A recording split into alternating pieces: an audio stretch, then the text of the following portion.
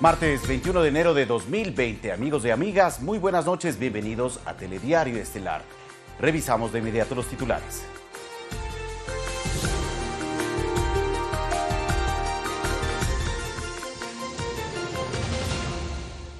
En Davos, Suiza, el presidente de la República, Lenín Moreno, mantuvo reuniones de trabajo con autoridades de organismos internacionales. El gobierno nacional prepara una respuesta para la Comisión Interamericana de Derechos Humanos por el informe sobre las protestas de octubre de 2019. Ecuador será socio estratégico de la Fruit Logística 2020, la mayor feria de frutas y hortalizas del mundo.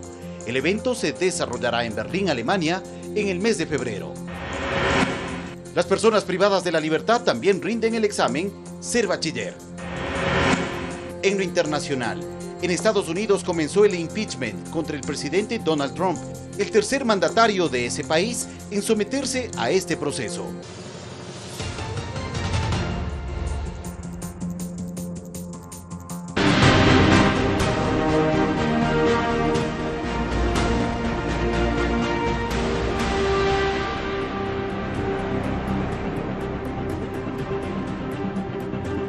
Varias reuniones de alto nivel mantuvo el presidente de la República, Lenín Moreno, quien participa en el Foro Económico Mundial en la ciudad de Davos, en Suiza. El jefe de Estado conversó con Kristalina Georgieva, directora del Fondo Monetario Internacional, y también con el subsecretario de Crecimiento Económico, Energía y Medio Ambiente de los Estados Unidos, Kate Krach. La frase "el tiempo es oro" es más evidente en el Foro Económico Mundial. Así lo entiende el presidente Lenín Moreno. Por ello, sus reuniones durante el segundo día de permanencia en Davos, Suiza, fue intensa. Por ejemplo, conversó con la directora del Fondo Monetario Internacional, Kristalina Georgieva, con quien se habló de finanzas públicas sostenibles, las cuales siempre deben ir en beneficio de los grupos más vulnerables, aseguró el presidente de la República, y que esa es la prioridad en su gobierno. Hablamos sobre la importancia de prestar gran atención a los aspectos sociales del programa para asegurarnos que las personas más vulnerables estén protegidas y así avanzar de forma que la economía de Ecuador sea más competitiva. De paso, se revisó la agenda que el multilateral de crédito tiene con el país y en el cual ya se han obtenido avances. Para garantizar que podamos entregar sostenibilidad a las finanzas públicas. Ha habido una reunión muy productiva con la primera representante de este organismo. Otra cita destacada fue con Kate Krach. Él es el subsecretario de Crecimiento Económico, Energía y Medio Ambiente de los Estados Unidos. Así que esta reunión se trata de llevar todo esto al siguiente nivel. Allí se habló de la cooperación y las excelentes relaciones bilaterales. Es que justamente el foro permite eso, conocer las nuevas perspectivas mundiales, por lo cual la presencia del Ecuador se vuelve fundamental.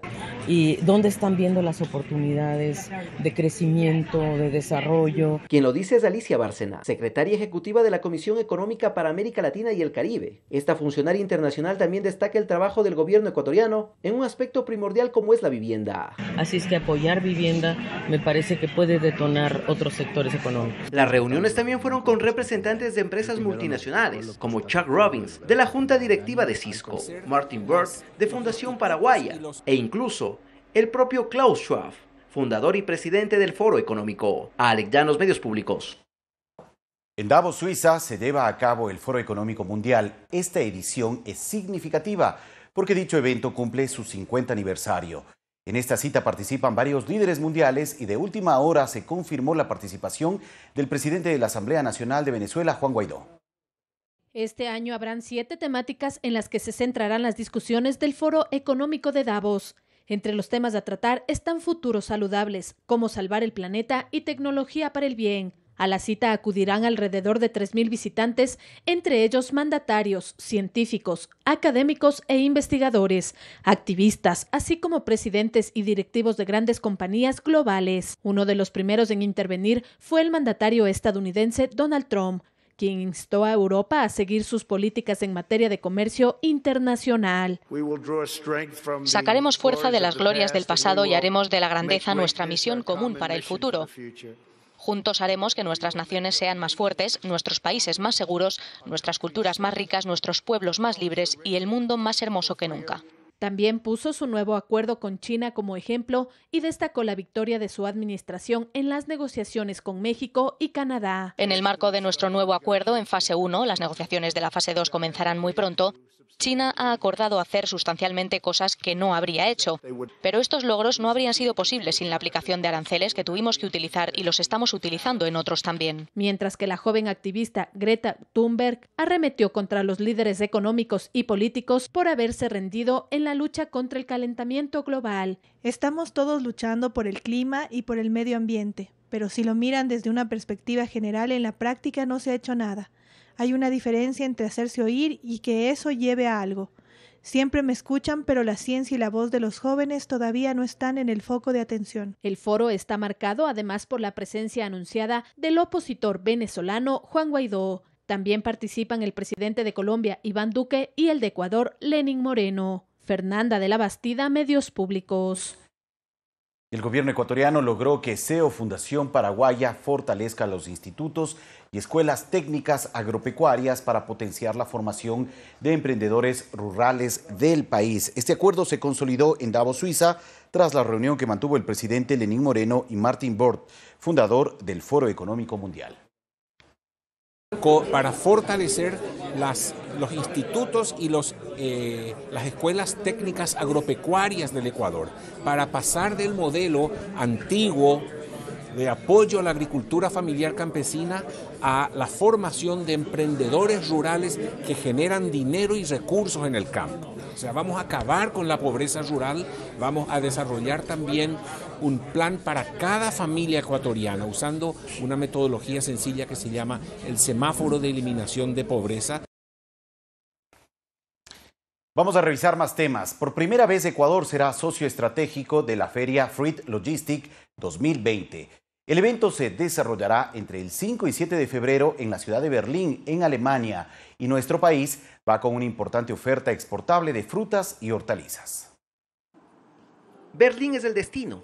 Allí se desarrollará la feria más importante de frutas y hortalizas a nivel mundial. Ecuador estará presente y lo hará con varios productos, además del banano ya consolidado. La pitahaya, el aguacate, el mango, el brócoli, entre otros, serán parte de la oferta de nuestro país. Fruit Logistics será ese espacio que reúne a 134 países, más de 3.600 expositores. Es una estrategia sólida. A nosotros nos complace como productores que se estén articulando y tejiendo este tipo de eventos para poder nosotros dar la cara al mundo. Y todo será bajo la marca denominada Ecuador Premium and Sustainable, pues no somos solo participantes, sino además socios estratégicos del evento. De cómo hemos ido creciendo en esa capacidad y cómo hemos seguido conquistando mercados. ¿Qué se logra con esta participación? Primero, diversificar nuestra oferta en el mercado internacional, pues durante los 3 días de duración de la feria se esperan alcanzar ventas por más de 21.8 millones de dólares. No hay sostenibilidad si los seres humanos que producen esto no tienen cómo vivir bien. Eso no es deseable, eso no funciona.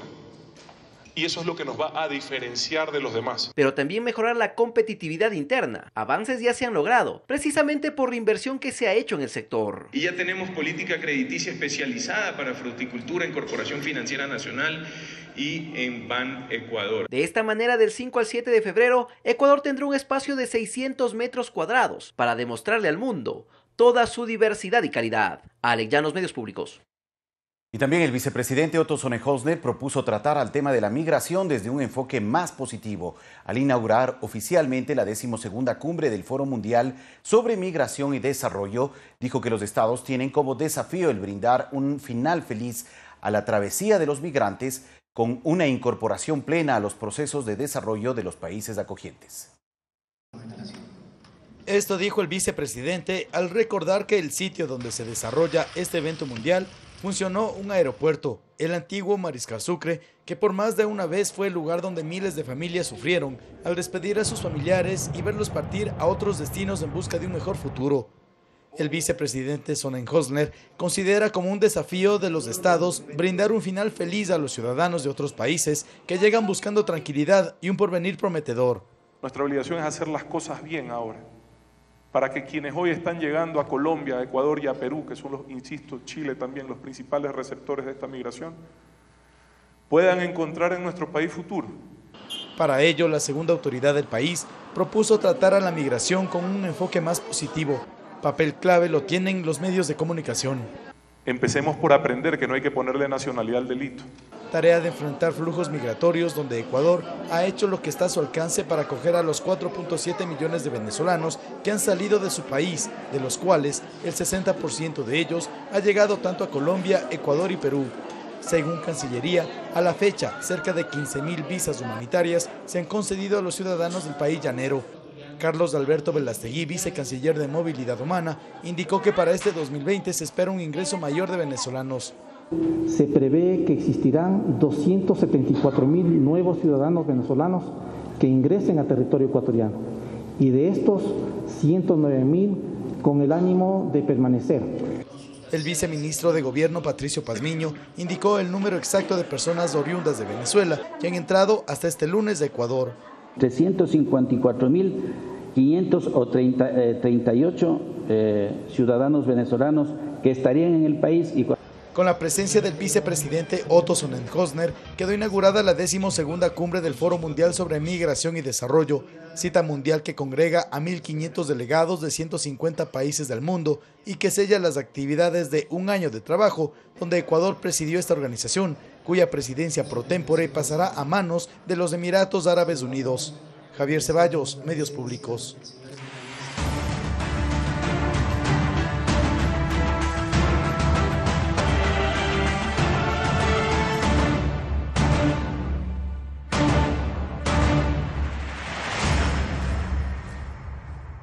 El Gobierno Nacional afina un comunicado para responder a la Comisión Interamericana de Derechos Humanos y señalar que los hechos registrados en octubre tuvieron rasgos violentos y delincuenciales. Así lo anunció Cecilia Chacón, secretaria de Derechos Humanos. Esto luego de que dirigentes indígenas advirtieron una demanda internacional en contra del Estado por presunto uso excesivo de la fuerza. Ante el anuncio de la demanda internacional que busca interponer la Confederación de Nacionalidades Indígenas del Ecuador, CONAIE, en contra del Estado ecuatoriano por el presunto uso de la fuerza en la contención de las manifestaciones registradas en octubre de 2019, el gobierno alista una respuesta ante la Comisión Interamericana de Derechos Humanos. El presidente de la República y en este caso la Cancillería del Ecuador y la Procuraduría están afinando un comunicado oficial para la Comisión Interamericana de Derechos Humanos. La secretaria de Derechos Humanos añadió que ese comunicado será objetivo y que informará lo sucedido contra los bienes del Estado durante las manifestaciones, los mismos que deben seguir investigándose. Que todos los procesos tienen que ser investigados, absolutamente todos. También los atentados contra los bienes del Estado tienen que ser investigados. Es decir, aquí el gobierno ecuatoriano, el Estado ecuatoriano tiene que velar por todos y cada uno de los ecuatorianos y ecuatorianas que vivimos en este país. Que no se trata de un ultimátum al sector indígena, sino más bien una acción de responder mediante las vías adecuadas. El presidente Lenín Moreno en su cadena nacional ratificó que el diálogo continúa abierto. Sin embargo, ante medidas que buscan desestabilizar al gobierno, seguirá apostando al trabajo por la paz.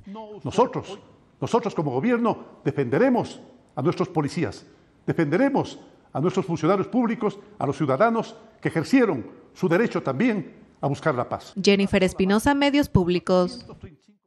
Y más de 700 millones de dólares dejó de percibir Ecuador en ventas durante los días de protesta en octubre del año anterior. Conozcamos más detalles del informe del Banco Central en el que se identificó dicho perjuicio.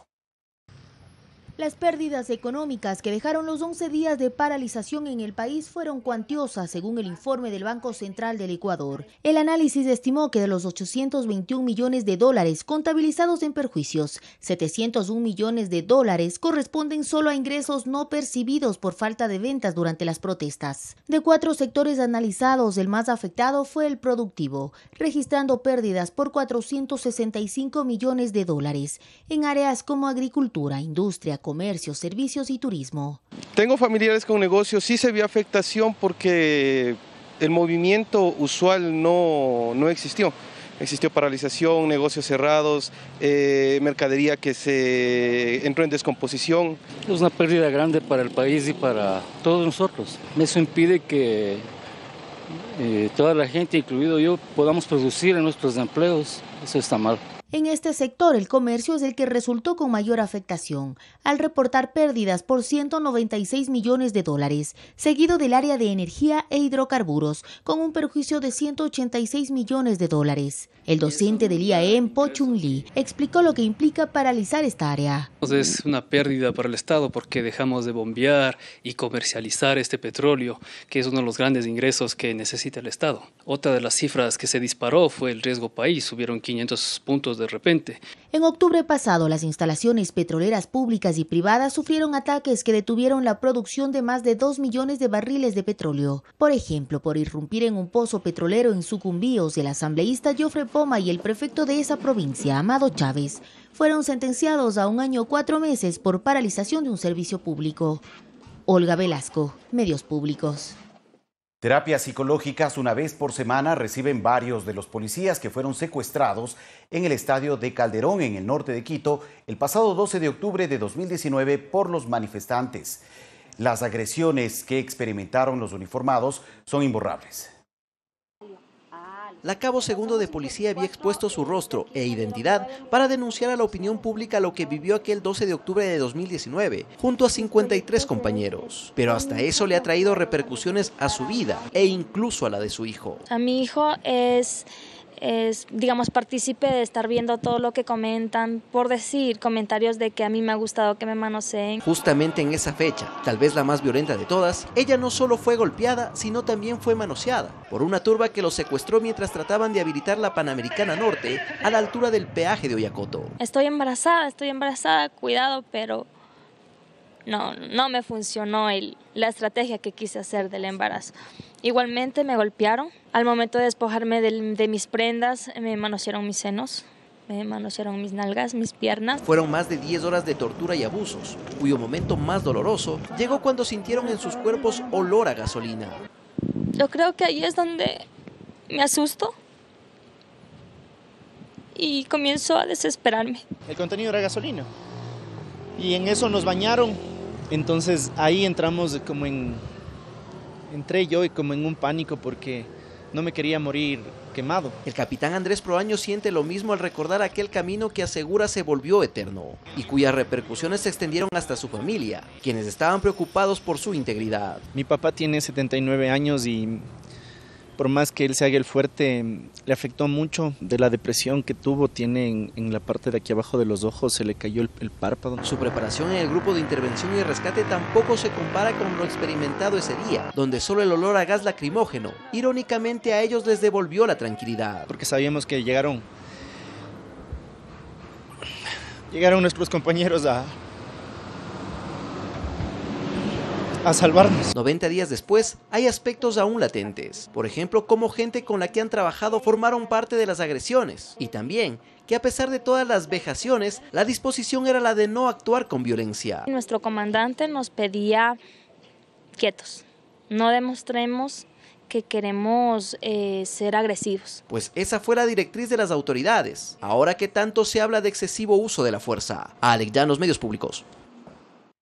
Vamos a cambiar de ámbito informativo. Sobre posibles casos de corrupción en el sistema de salud pública, el presidente del directorio del Instituto Ecuatoriano de Seguridad Social, Paul Granda, aseguró que existen 60 casos por delitos de este tipo que son procesados en la Comisión de Ética del organismo. Manifestó que incluso se trabaja en cambiar el método de adquisición de medicamentos.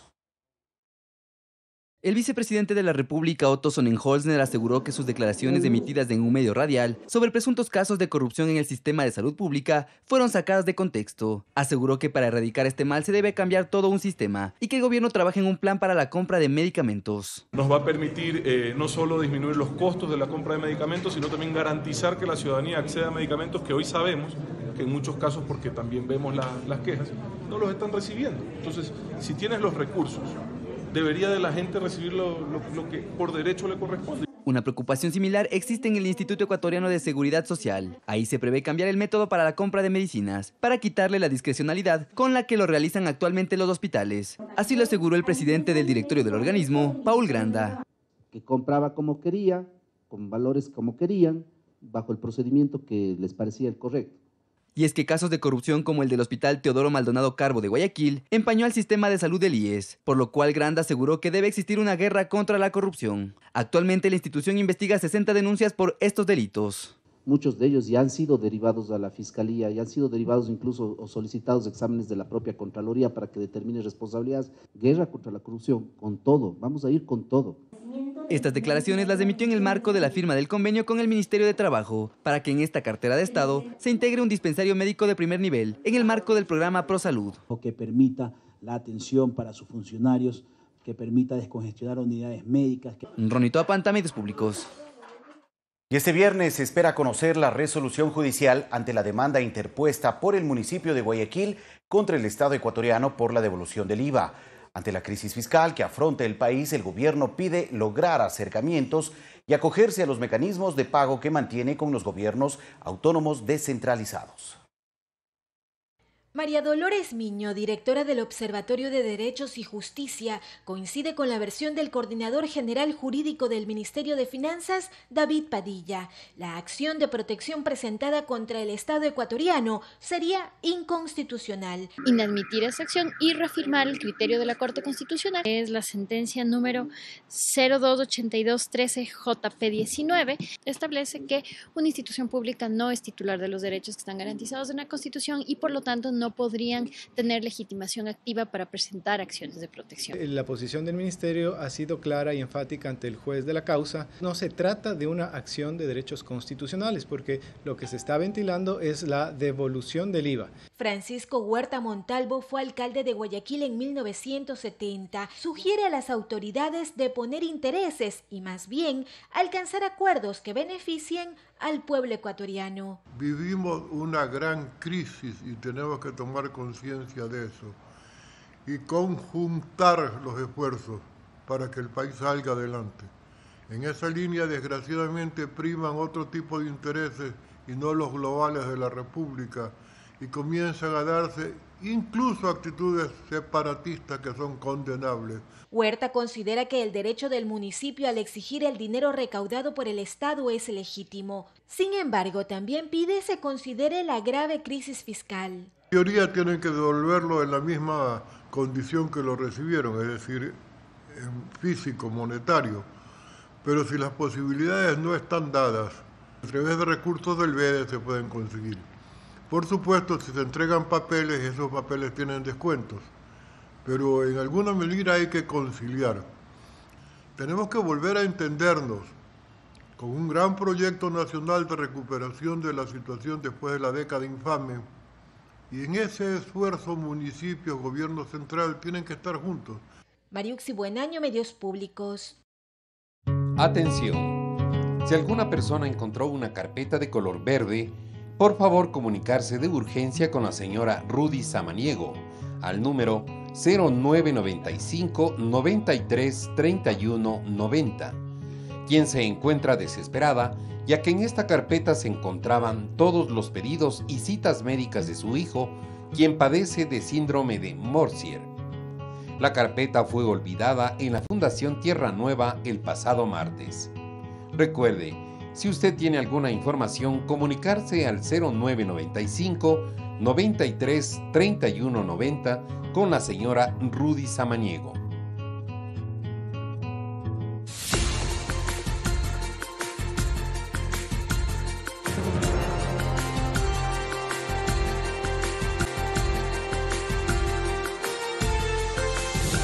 Más de 200.000 ecuatorianos podrán beneficiarse con una vivienda propia gracias a la implementación del bono social soberano. Así lo detalló el ministro Guido Maquiavelo en entrevista con los medios públicos.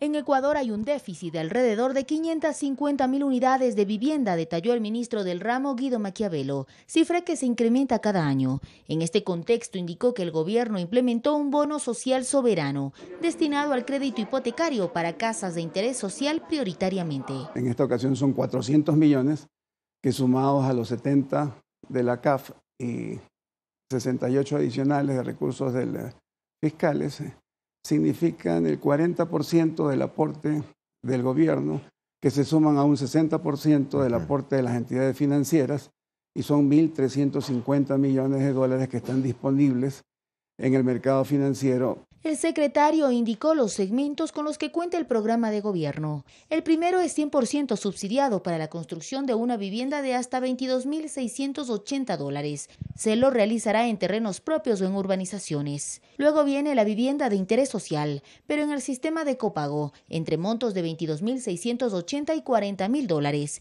En este segmento se tiene un bono y la devolución del IVA de manera concurrente. Seguido están las viviendas que van de $40.000 a $70.000, con el interés del 4.99% a un plazo de 20 a 25 años. Aspiramos con este bono llegar a no menos de 40.000 unidades de vivienda, o sea, 40.000 créditos hipotecarios, que significa beneficiar a 200.000 ecuatorianos. Detalló finalmente el segmento de interés público, en el que se abarcan viviendas de entre $70.000 y $90.000. Con ese monto del bono social estaríamos alcanzando aproximadamente 24.000 unidades de vivienda. Propuesta que entre la ciudadanía genera expectativa.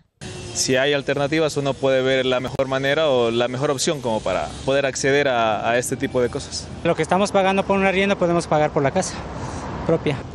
Creería que sí se podría llegar a tener un techo uno mismo con estas alternativas que me da. Los requisitos para estos créditos serán mínimos. Sin embargo, dependerá de cada entidad financiera, acotó el secretario. Olga Velasco, Medios Públicos. La Cámara Nacional de Acuacultura afirmó que el sector camaronero sufre afectaciones derivadas de la delincuencia organizada. Solicitaron a las autoridades mayor atención para mejorar la seguridad.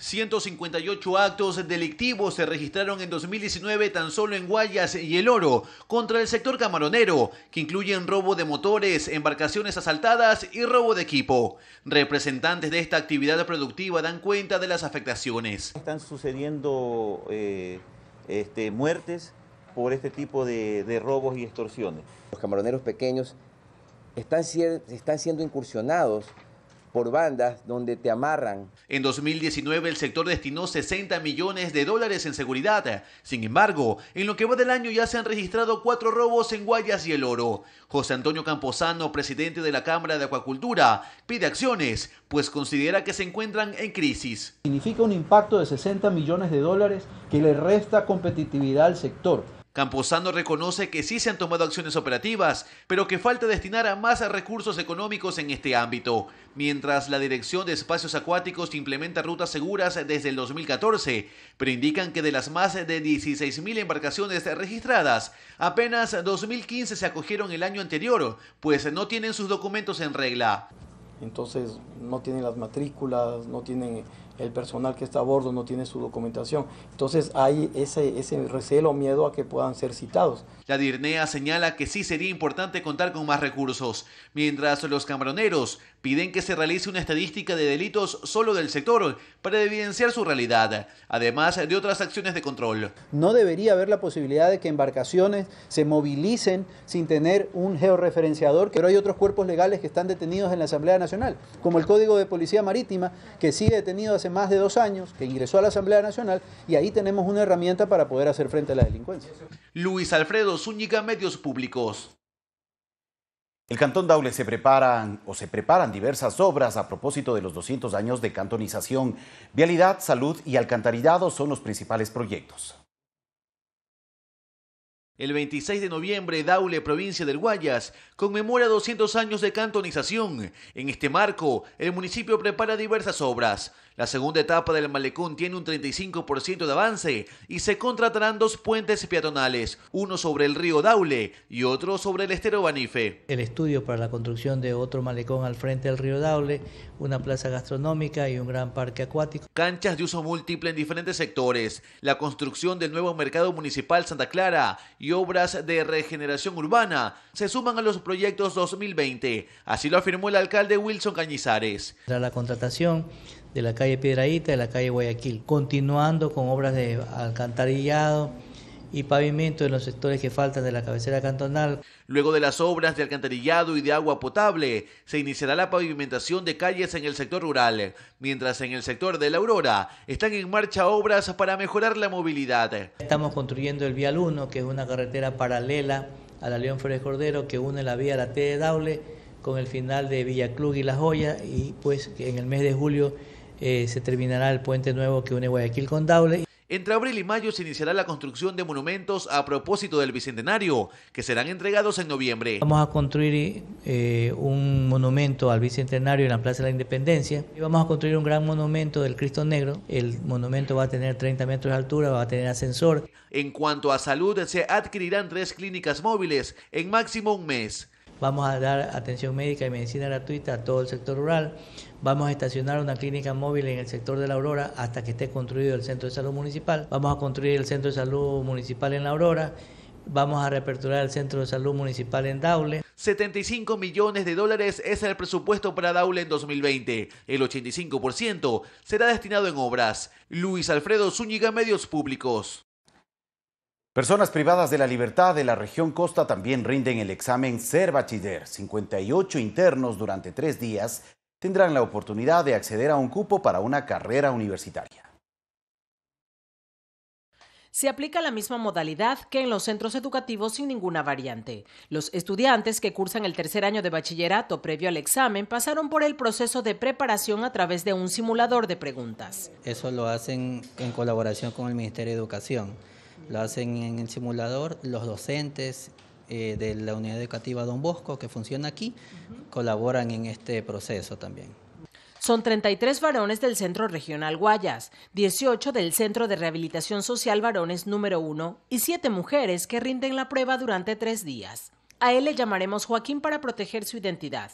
Con mucho optimismo realizó la prueba y ya se proyecta para el futuro una vez terminados sus estudios secundarios. Quisiera prácticamente estudiar mercadotecnia para ponerme una empresa y para no solamente estar yo como propietario, también mi familia, que tenga un empleo. Acceder al sistema educativo es parte de la gestión del Servicio de Atención Integral a Personas Adultas Privadas de la Libertad y Adolescentes Infractores. Don Carlos asegura que cumplir la condena le ha permitido crecer profesionalmente. He vuelto a retomar los libros y lo que no hice en la calle, en la vida libre, lo he logrado aquí adentro. Me gradué de promotor de salud, me incorporé bachiller de la República, tengo el privilegio de ser uno de los privilegiados en haber ganado una beca para la Universidad Católica. No por estar en contexto de encierro están privados de su derecho de educación, todo lo contrario, como dice la Constitución, ¿no? En los artículos 103, que hay que crear planes educativos que ayudan a la rehabilitación dentro de personas que se encuentran aquí en contexto de encierro. En Guayaquil, Guadalupe Ayoví, Medios Públicos. Representantes de instituciones de la función judicial del país presentaron una nueva herramienta web para la entrega inmediata de medidas de protección para las mujeres víctimas de violencia. Gracias. Las principales autoridades de la Fiscalía General del Estado, Consejo de la Judicatura, Corte Nacional de Justicia, Ministerio de Gobierno, Secretaría de Derechos Humanos y el Consejo Nacional de Competencias, que coincidencialmente son mujeres, ratificaron su compromiso para erradicar la violencia de género. En este marco presentaron un sistema automatizado que permitirá la entrega ágil de medidas de protección a las víctimas de violencia, un trámite que podía durar semanas. El teniente político le puede extender esa medida de protección administrativa, pero es ella a la que le corresponde gestionar y llevarla ante el juez. Esto en algunos casos puede durar días y hasta semanas.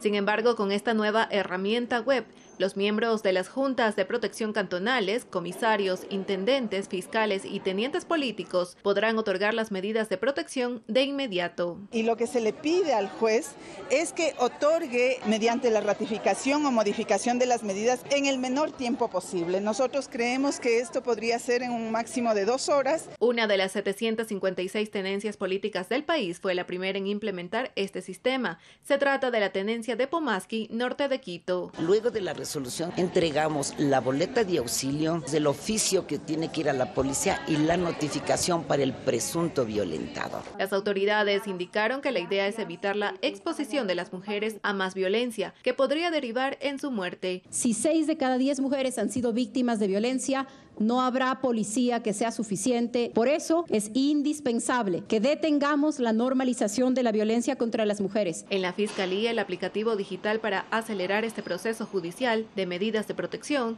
estará listo desde marzo. Nuestra institución entregará 800 firmas digitales a cada uno de los fiscales, incluidos los 308 fiscales de género, sin ningún costo. Jennifer Espinosa, Medios Públicos. Y hace 20 años, la noche del 21 de enero, el pueblo ecuatoriano durmió con un triunvirato y despertó con un nuevo gobierno. El doctor Gustavo Noboa Bejarano asumió la presidencia de la República tras el golpe de Estado contra Yamil Maguad.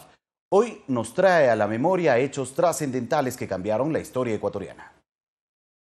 La noche del 21 de enero del 2000, la Confederación de Nacionalidades Indígenas del Ecuador, CONAIE, y un grupo de militares perpetraron un golpe de Estado que llevó a Noboa a convertirse en el primer mandatario. A las 12 de la noche todo el mundo se fue a acostar con un triunvirato.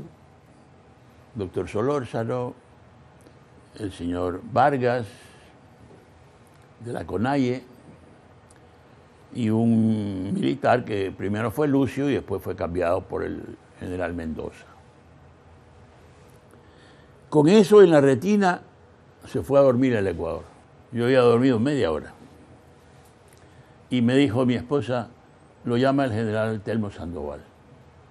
Y en ese momento tuve que decir, bueno, señores, asumo el mando de la República. Voy a firmar un decreto que está aquí a mis espaldas, en una copia. Durante su mandato como vicepresidente y luego como presidente, Ecuador vivió grandes cambios como la negociación de la paz con Perú, el feriado bancario y la dolarización. A mí me tocó salir de una catástrofe económica. Hicimos el oleoducto de crudos pesados, una inversión extranjera que no se podía hacer en el Ecuador. No se podía hacer. Ecuador no quería que los extranjeros hagan el oleoducto. ¿Qué somos? ¿Bobos nosotros? Con las leyes que se llamaron troles, permitimos que se haga el oleoducto. 5 compañeras extranjeras vinieron y pusieron el dinero en el Ecuador. Pero eso es lo que llaman la soledad del poder, mija. Cuando usted pide un consejo y el uno mira para la derecha, el otro mira para la izquierda, el otro silba. Y usted es la única persona que puede decidir. Porque encima de sus hombros está el Estado, la nación, la patria, la bandera. Y entonces yo dije, la dolarización continúa. Mariuxi Buenaño, Medios Públicos.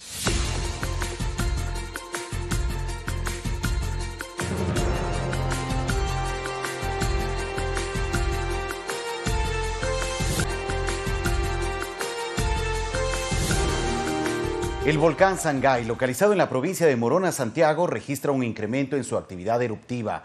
Cámaras del servicio EQ 911 captaron el descenso del material incandescente, lahares y gases. Según el Servicio Nacional de Riesgos y Emergencias, no hay población cercana al coloso. Por prevención, fueron evacuadas 10 familias. El incremento en el proceso eruptivo del Nevado Sangay fue grabado por cámaras del Servicio Integrado de Seguridad. Flujos incandescentes de lava, lodo, escombros y la emisión de gases que bajaron por el flanco sur-oriente del volcán. Las condiciones climáticas permitieron apreciar el proceso que se convirtió en un espectáculo natural. El EQ 911 mantiene el monitoreo del Sangay con 5 cámaras de videovigilancia instaladas en los cantones de Morona, Santiago, Pablo VI y Guamboya. El volcán está situado en la cordillera real, tiene una altura de 5.230 metros sobre el nivel del mar. No hay población cercana en el lugar. Sin embargo, el material volcánico ha contaminado las aguas del río Upano en la provincia de Morona, Santiago, según la coordinadora de la zona 6 del Servicio Nacional de Gestión de Riesgos, Paulina Padrón. No pueden ser utilizadas debido al tema también de la turbiedad del agua por estos sedimentos. Padrón sostiene que la alerta amarilla se mantiene. 10 familias que tenían cultivos fueron evacuadas por precaución. Se fueron a lugares cercanos a familiares. Precisa que no hay reportes de caída de ceniza en las últimas horas. Fin de semana, debido a la dirección del viento, se evidenció ceniza en Guamote de la provincia del Chimborazo. Día de mañana también estarán nuevamente técnicos haciendo inspecciones donde podamos también tener una clara decisión de medidas de prevención que tenemos que tomar. Pide a la ciudadanía tomar las medidas de seguridad en el eventual caso de la caída de ceniza. Cubrir la nariz con un trapo húmedo, usar gafas, consumir agua limpia para el aseo de los ojos y utilizar ropa que cubra la mayor parte de la piel. Y para los animales, utilizar alimentos alternativos como plátano verde, afrecho y melaza para evitar daños estomacales, cubrir con telas gruesas el área en donde se encuentra el ganado, limpiar los establos, sacudir la ceniza de las hojas de los cultivos y lavar con agua. Valeria Villarroel, Medios Públicos. Y en el auditorio de la Asociación de Municipalidades del Ecuador, aquí en la ciudad de Quito, se llevó a cabo un conversatorio sobre el programa de reparación ambiental y social que realiza el Ministerio del Ambiente desde el año 2008. Al evento asistieron delegados de las 221 alcaldías del país. La iniciativa busca la identificación de las fuentes de contaminación ambiental que tienen las ciudades, producto de las actividades económicas que se desarrollan, como la agricultura, la minería, residuos sólidos o hidrocarburífero, para ejecutar programas de reparación y remediación. Al momento que los municipios pueden acceder y verificar el grado alto, medio o bajo de cuál es la formación de los pasivos ambientales, ellos van a poder incrementar dentro de su planificación o dentro de sus proyecciones de acciones cuáles van a ser las acciones encaminadas para poder mitigar un poco el tema de la creación de los pasivos ambientales. Y esta tarde en la avenida Amazonas y Naciones Unidas, en el norte de la ciudad de Quito, se registró un socavón de aproximadamente 1,5 metros de diámetro que provocó la suspensión momentánea de la circulación vehicular en el sentido norte-sur. Personal de la Empresa Pública Metropolitana de Movilidad y Obras Públicas, de la empresa eléctrica y de la empresa de agua potable realizaron las labores pertinentes para tapar el hueco y habilitar la vía. De igual manera, una pala mecánica retiró la calzada destruida y en el sitio se colocó nuevo asfalto, mientras la Agencia Metropolitana de Tránsito tomó las precauciones correspondientes para garantizar la circulación de peatones y vehículos.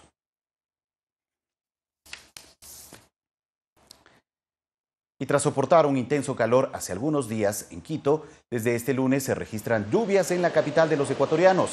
Según expertos del Instituto Nacional de Meteorología e Hidrología, INAMI, a lo largo del callejón interandino se registran tormentas eléctricas y lluvias de intensidad variable. Indicaron además que estas condiciones atmosféricas continuarán las siguientes horas.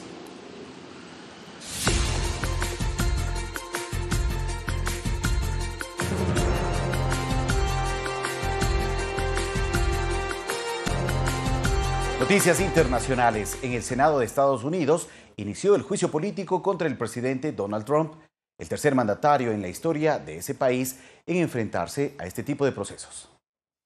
En el Senado de Estados Unidos inició hoy el juicio político contra el presidente Donald Trump, el tercer mandatario en someterse a este proceso después de Andrew Johnson en 1868 y de Bill Clinton en 1998. Son dos cargos que impulsan el impeachment contra el jefe de Estado. El primero se refiere a supuestas conversaciones en las que Trump y otros cargos cercanos habrían presionado a las autoridades ucranianas, incluyendo al mismo presidente Volodymyr Zelensky, para investigar a un rival político, el expresidente Joe Biden, y su hijo Hunter. El segundo cargo hace referencia a la supuesta obstrucción de la investigación que el presidente habría cometido, entre otras cosas, al dar a todo el personal de la Casa Blanca órdenes de no colaborar con el proceso. En el juicio, que es presidido por John Roberts, presidente de la Suprema Corte de Justicia, se definirá el futuro de Trump. Para destituirlo se requieren los votos de al menos 2/3 del Senado. Sin embargo, el apoyo de la mayoría de los republicanos al presidente estadounidense asegura prácticamente que será absuelto. Paco Urbina, Medios Públicos.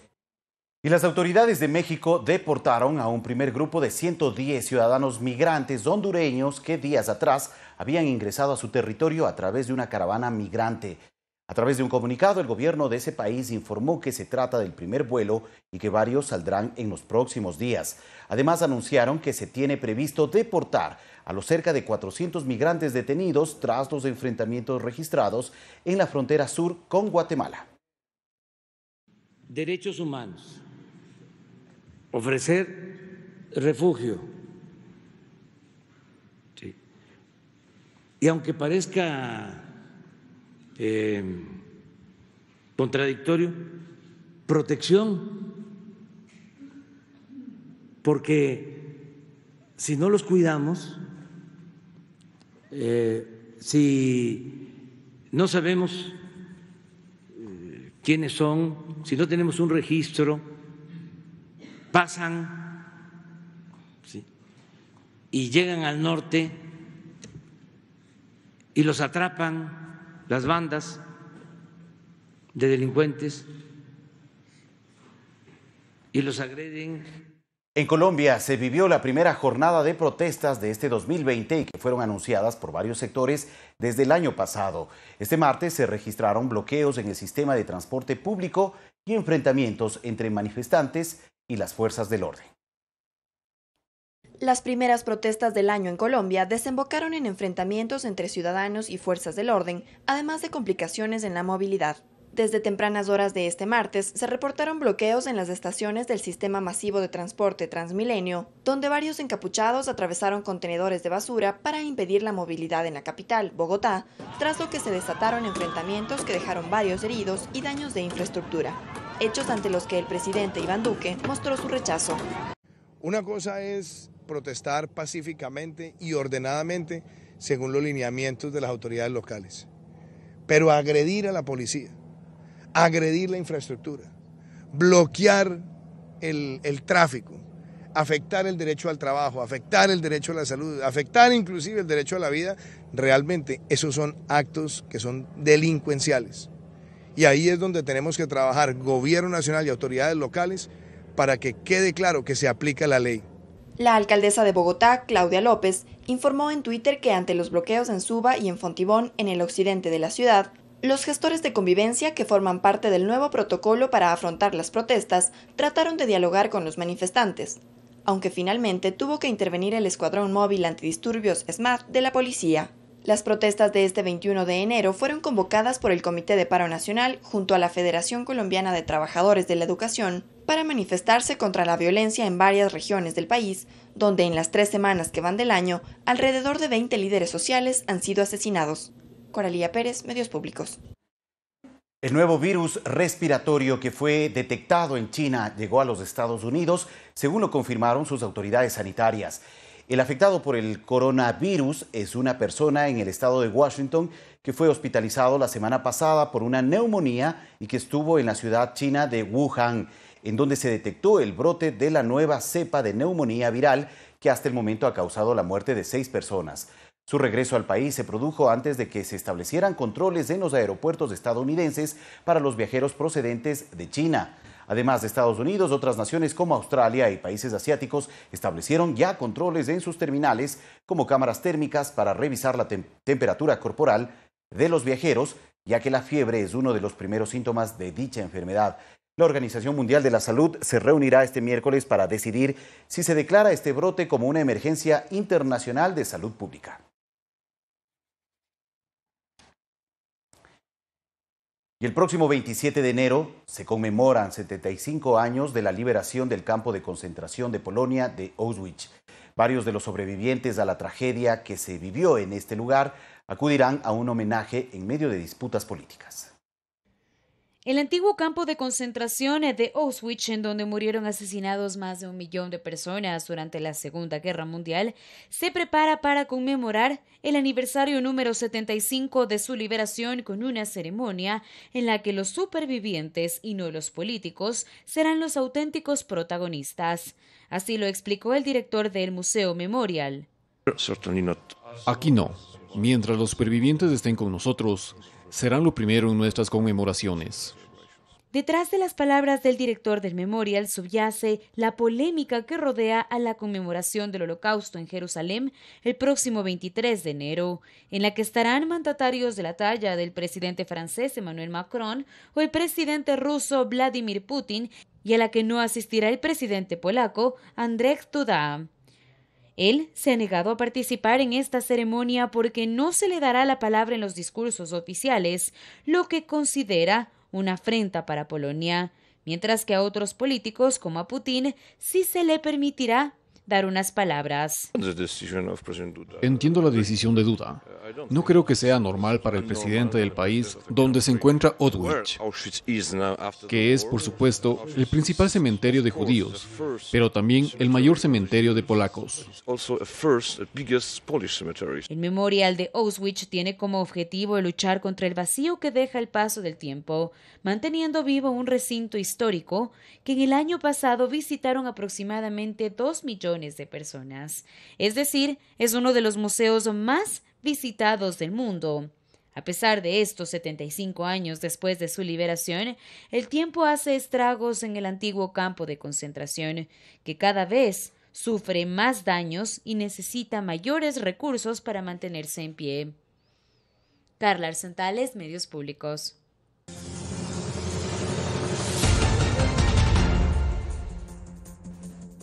La Asamblea Legislativa de Bolivia aceptó la renuncia de Evo Morales y Álvaro García Linera 2 meses después de su renuncia. Además, un tribunal condenó al ex jefe de la Interpol a 13 años y medio de prisión por corrupción. Más en El Mundo Ahora.